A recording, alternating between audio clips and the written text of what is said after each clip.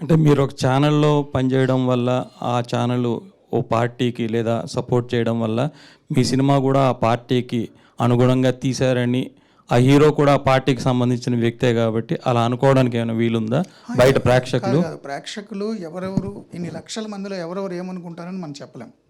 But మీరన్న ఆ hero నాది 19వ సినిమా. ఆయన 18 సినిమాలు ఏ పార్టీకి అనుకూలంగా చేయలేదు. 2014లో ఆయన ఇదే టైటిల్తో ప్రతినిధి చేశారు.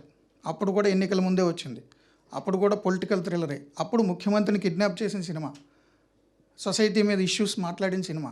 అప్పుడు ముఖ్యమంత్రి చాలా మంచివాడు ఆ సినిమాలో. అంటే అప్పటి కాంగ్రెస్ ముఖ్యమంత్రిని ఆయన హీరోగా పోర్ట్రే చేసినట్ట ఆయన తెలుగుదేశం వాళ్ళ పెదనాన్న అయ్యుండి కాదు కదా. ప్రొఫెషనల్ ఆర్టిస్ట్, నేను ప్రొఫెషనల్ డైరెక్టర్ని ఈ సినిమా ద్వారా. సో మీరన్నట్టు ఏ ఛానల్ ఏ పార్టీకి సపోర్ట్ చేస్తుంది అనేది కొంతమంది అనుకునే ఒపీనియన్. బట్ నేను పనిచేసిన ఛానల్ వైసీపీ ఛానల్ అని అప్పట్లో అనేవారు.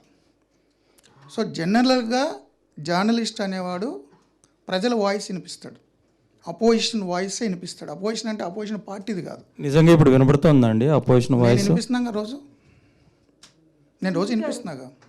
నేను 14-19లో కూడా అపోజిషన్ వాయిస్ వినిపించా.